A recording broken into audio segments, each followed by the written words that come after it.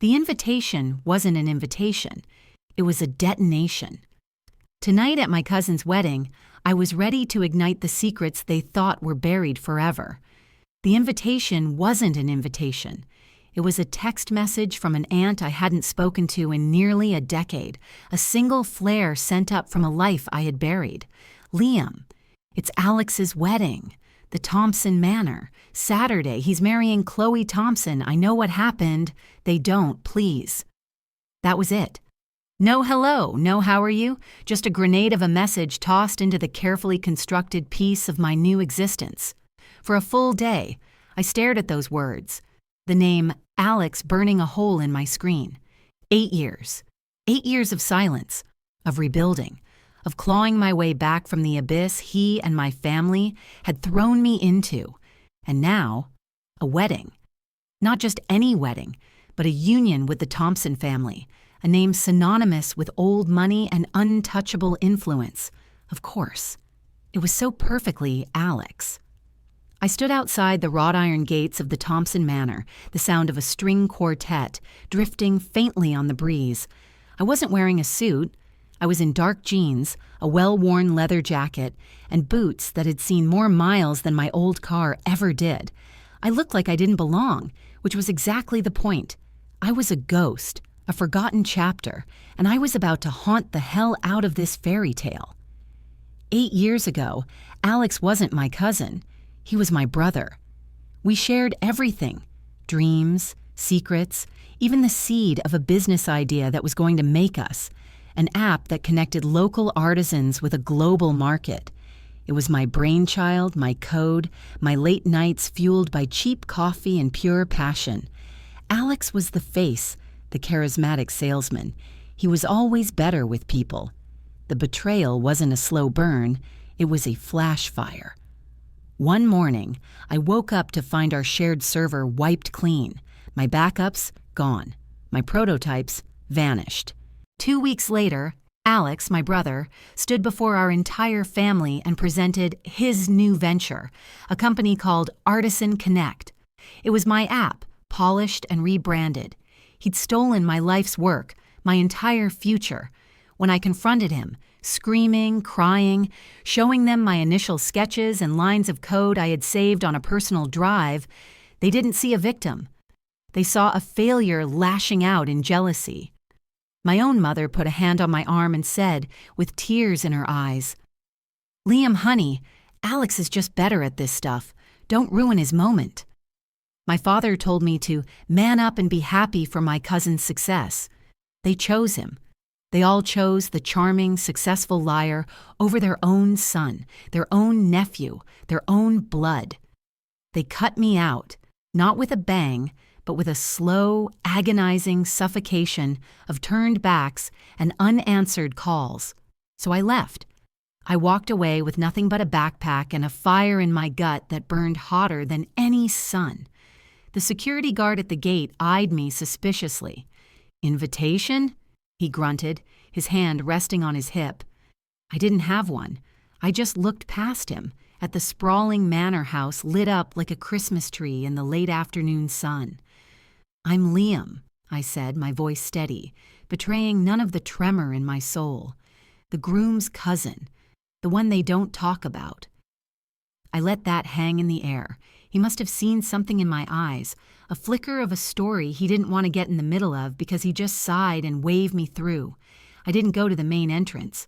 I circled around the manicured gardens, past fountains tinkling with a sound like breaking glass, and found a side door leading to the grand ballroom. The air was thick with the scent of lilies and champagne. I slipped inside, melting into the shadows at the back of the room, a wraith at the feast. The room was a sea of pastel silks and dark tuxedos. At the head table, my family was beaming, my mother dabbing her eyes with a lace handkerchief. My father, looking prouder than I had ever seen him. My sister, Sarah, who had once been my fiercest defender, was now laughing at something the bride was saying. And then I saw him. Alex. He looked every bit the conquering hero, his arm draped possessively around his beautiful, blissfully unaware bride, Chloe Thompson. They were in the middle of the toasts, Alex stood up, tapping a spoon against a crystal flute. A hush fell over the room. "To my beautiful bride," he began, his voice smooth and confident, the same voice that had charmed my family into abandoning me. "To the woman who completes my world, and to my family," he said, his eyes sweeping over the front table, "who have always believed in me, no matter what." That was my cue. I started walking. I didn't rush.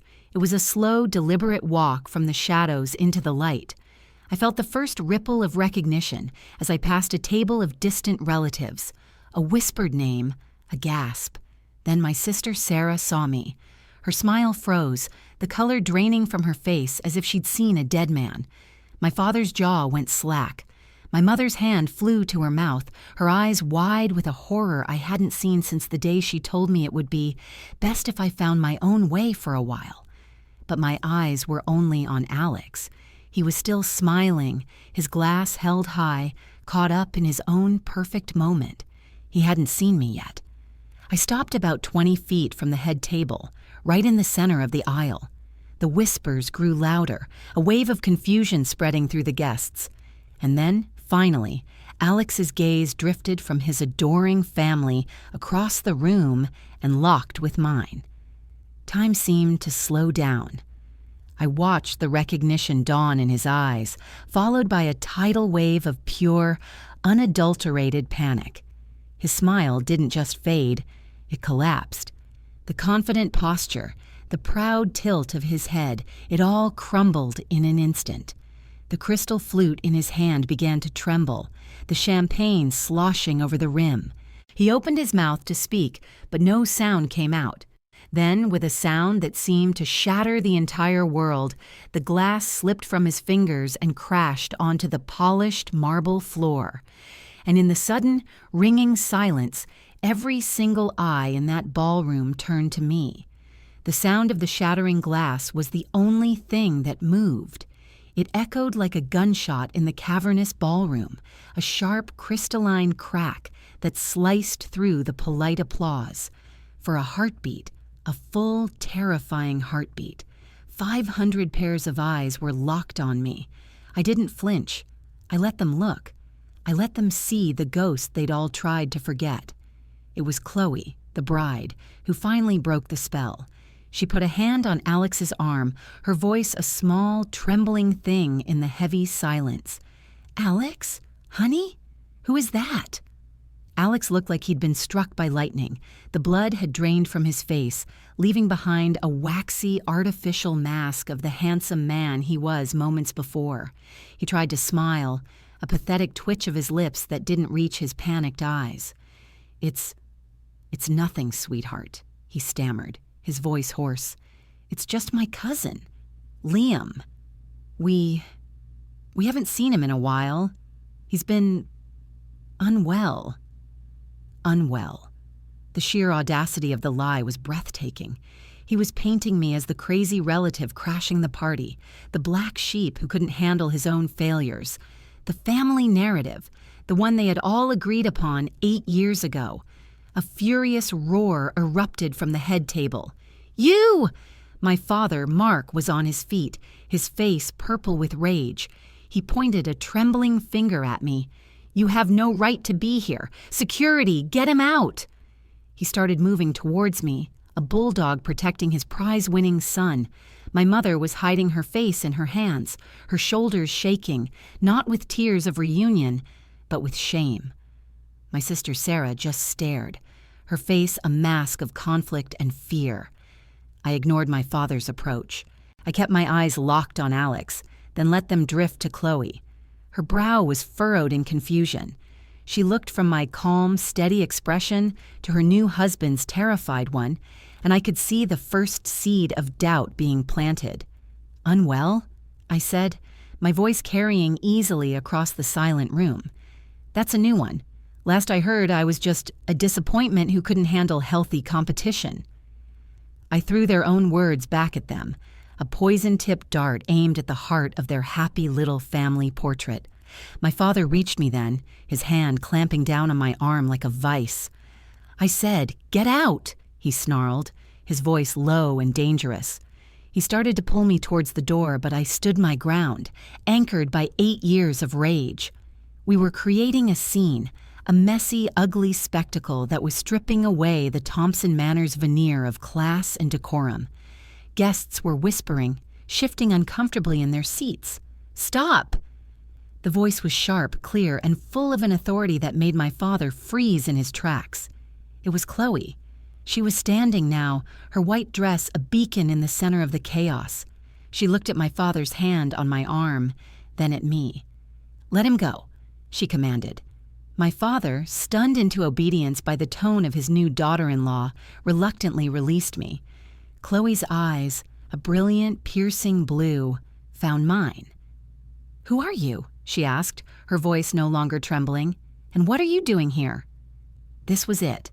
The moment I had played over and over in my head for thousands of lonely nights. I had their undivided attention. I could have laid it all out right then and there. I could have screamed about the stolen code, the wiped servers, the lies they all told to protect their golden boy. But that would have been too easy. They would have just shouted me down, dismissed me as a madman. No, this had to be surgical. I needed to cut them down piece by piece. I took a slow, deliberate look around the head table. I let my gaze pass over my mother's hidden face, my father's impotent fury, my sister's silent panic. I looked at Alex, who now just looked like a cornered animal. And then I looked past all of them, to the man sitting at the end of the table next to his wife. A man with silver hair and a face known for gracing the covers of business magazines. The patriarch, Robert Thompson, Chloe's father. He had been watching the entire exchange with a cold, analytical detachment. But as my eyes met his, I saw a flicker of something else. A ghost of recognition. A flash of fear that was almost identical to the one in Alex's eyes. A slow smile spread across my face. I turned my full attention back to the beautiful, confused bride. "That's a very good question, Chloe," I said, my voice calm and conversational, as if we were just two people chatting at a garden party. "But before I answer, perhaps you should ask your new husband a question first. Ask him why the first-round seed money for his incredibly successful company, Artisan Connect, came from an offshore account that was liquidated the day after my grandmother's funeral." A collective gasp went through the room. Alex turned sheet white, but I wasn't finished. I held up a hand to silence the rising murmur, and I locked my eyes onto Robert Thompson, the billionaire titan of industry. "Actually," I said, letting the silence stretch until it was almost unbearable. "Forget Alex. He's just a puppet. Let's ask your father. Tell me, Mr. Thompson, does the name Project Nightingale ring any bells for you? Because the last time you and I spoke, you promised me it would make us both very, very rich." The name hit the room like a physical blow. Project Nightingale. It was a code name, something whispered in a hushed meeting I never should have been a part of. It was the key. Alex went from pale to ghostly, stumbling back a step and knocking into his chair. My father's jaw, which I thought couldn't get any slacker, practically unhinged. But all of that was just background noise. My focus was entirely on Robert Thompson. For the first time since I'd entered the room, the billionaire's cool, detached mask cracked. His eyes, which had been assessing me with the bored disinterest of a man swatting a fly, widened almost imperceptibly. He knew the name. Of course he knew. He was the one who came up with it. Chloe turned to her father, her beautiful face a canvas of disbelief. "Dad? What is he talking about? What's Project Nightingale?" Robert Thompson didn't answer her. He was still staring at me, his mind clearly racing, connecting dots I had just thrown onto the floor. The gears were turning behind those cold eyes, calculating, re-evaluating, assessing the threat level. He saw not just a disgruntled cousin, but a man who knew a secret big enough to bring down more than just a wedding. "Security," Robert Thompson finally said, his voice a low growl that carried more weight than my father's hysterical shouting. 2 large men in black suits who had been lurking near the doors started moving towards me, their expressions grim. "Escort this man out, now." But Chloe stepped forward, placing herself between me and the approaching security. "No," she cried, her voice ringing with newfound strength. "Nobody is going anywhere until someone tells me what is going on." She spun back to me, her eyes flashing. You started this. Explain yourself. What does my father have to do with any of this?" I gave a small, humorless smile. "Oh, your father has everything to do with this," I said, pitching my voice so the whole room could hear. "You see, 8 years ago, I created an app, a revolutionary platform for artisans. I poured my heart, my soul, and every penny I had into it. My cousin, Alex," I gestured vaguely towards the groom, who looked like he was about to be physically ill, "was supposed to be my partner, my front man, the charismatic face of the operation." I paused, letting the story sink in. But then a better offer came along, an offer from a very wealthy, very powerful man who didn't want to get his hands dirty, a man who saw the potential in my work but didn't want to pay the brilliant but unknown kid who created it. I looked directly at Robert Thompson again. "It was you, wasn't it, Mr. Thompson? You saw the pitch deck Alex showed you. My pitch deck. And you saw an opportunity. Why partner with a nobody when you could just take the whole thing?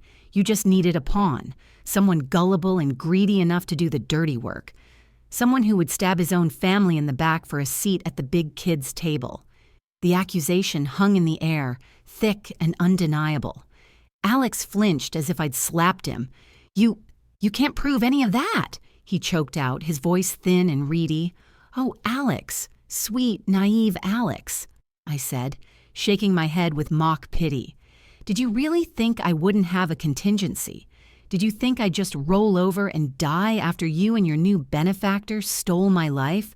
For 8 years, I haven't just been unwell. I've been working. I've been digging. I've been tracing every single transaction, every shell corporation, every laundered dollar that moved from Thompson Industries into the startup capital for Artisan Connect." I saw Robert Thompson's knuckles turn white where he gripped the table. "You're lying," my father bellowed, finding his voice again. "My son is a success. You're just jealous. You always have been." I turned my gaze on him, and for the first time he saw the ice in my eyes. Was I jealous when I was coding for 18 hours a day while Alex was out partying? Was I jealous when I used my college fund to pay for the server space? Was I jealous, Dad, when I came to you begging you to believe me and you told me to stop making up stories and embarrassing the family? He recoiled, the words hitting their mark. The room was in chaos. Guests were on their feet, murmuring excitedly, pulling out their phones. This was better than any soap opera. The string quartet had long since fallen silent. Chloe looked as if her world had been tilted off its axis.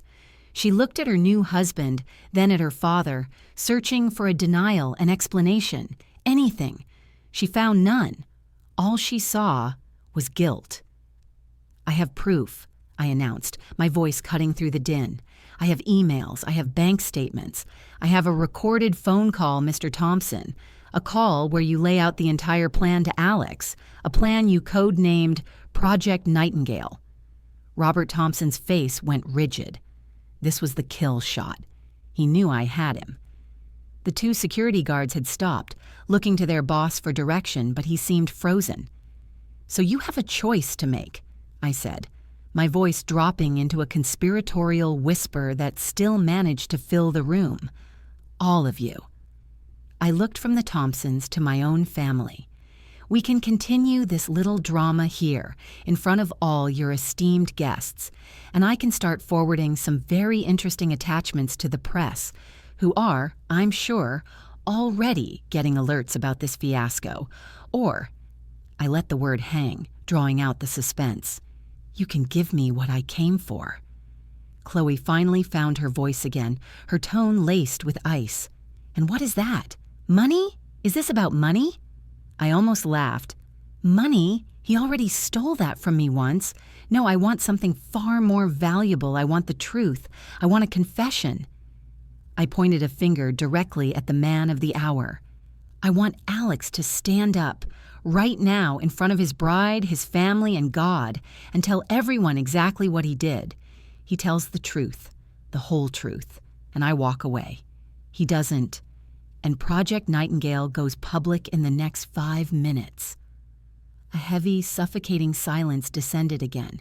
Everyone looked at Alex. He was trapped, cornered, his perfect life crumbling into dust around him. He looked at Chloe's heartbroken face. He looked at his father-in-law's murderous glare. He looked at my parents, who were now just staring at him, the first flicker of horrified understanding dawning on their faces. It was my sister Sarah who broke. A sob escaped her lips. "Alex, just tell them," she whispered, her voice cracking. "Please." Alex's head snapped up, and he shot her a look of pure venom. "You stay out of this, Sarah," he hissed, his voice raw with panic. And then his eyes met mine, and in that moment I realized something truly chilling. He wasn't just scared. He was angry at Sarah for breaking ranks, because she wasn't just his cousin, she had been his alibi. And I suddenly understood that the theft of my company wasn't the only secret she'd been keeping for him all these years. My aha moment hung in the air, a revelation only I understood. Sarah's tears weren't just for the family drama. They were tears of guilt. Alex's venomous retort wasn't just panic. It was the fury of a cornered conspirator. His alibi. The night my servers were wiped, Alex had claimed he was with Sarah, studying at the university library all night. She'd backed him up without hesitation, looking me dead in the eye and lying. I had believed her. I thought her loyalty to him was just misguided family affection. But now, seeing the terror in his eyes as he looked at her, I knew it was something more. She hadn't just lied for him, she had helped him. My alibi. I said the words out loud, a soft, dangerous whisper that cut through Alex's panicked breathing. "You were his alibi, weren't you, Sarah? The night he ruined my life. You told everyone you were with him. But you weren't at the library. You were at my apartment. You were the one who let him in." Sarah let out a choked cry and buried her face in her hands. The final piece of the puzzle clicked into place, and the sound it made was the shattering of my family's last remaining lie. My mother looked from me to Sarah, her face a mess of confusion and dawning horror. "Sarah? What is he talking about?" But I wasn't looking at them anymore. I was looking at Chloe. Her face was a marble statue of heartbreak. She had turned away from Alex, from her father, from everyone. She was just staring at the wreck of her wedding cake, a multi-tiered monstrosity of white frosting and ruined dreams. This wasn't just about corporate theft anymore. This was about a fundamental betrayal that had poisoned 2 families. "Confess, Alex," I said, my voice cold and hard as steel. "Tell her. Tell everyone what you did, what you both did. Tell them how you and Sarah planned it. How she distracted me with a phone call about Mom being sick while you used the key she stole from my bag to get into my apartment and wipe my life's work. Tell them how Robert Thompson paid you through an account set up with money stolen from our grandmother's estate. Tell them everything, right now, or I burn it all to the ground." Robert Thompson finally moved. He didn't shout. He didn't threaten. He simply walked to his daughter's side and placed a hand on her shoulder. "Chloe," he said, his voice surprisingly gentle. "Let's go. This is over." He was cutting his losses. He was a businessman, and this was a bad investment. The wedding, Alex, my family, it was all a liability to be discarded. But Chloe shook her head. She shrugged off his hand and turned, not to me, but to the broken man who was supposed to be her husband. Her voice was quiet, stripped of all emotion. "Is it true, Alex?" He couldn't meet her eyes. He just stared at the floor, his shoulders slumped in defeat. That was all the answer she needed. With a quiet dignity that was more devastating than any scream, she reached up, her fingers steady, and began to unpin the veil from her hair. She pulled it free, held it for a moment, and then let it drop to the floor like a discarded tissue. And then Alex finally broke. It wasn't a noble confession. It was the pathetic, sniveling whine of a child caught with his hand in the cookie jar. "I had to," he cried, his voice cracking. "He was always better than me. He had the ideas, the brains. Everyone always looked at him. I just wanted my chance. I deserved it." He looked at my parents. "You know I did. You always said I was the one with the real ambition." My mother just stared at him, her mouth agape, as if seeing her beloved nephew for the very first time. My father simply sank back into his chair, a deflated old man. That was it. The truth was out, ugly and pathetic and laid bare for all to see.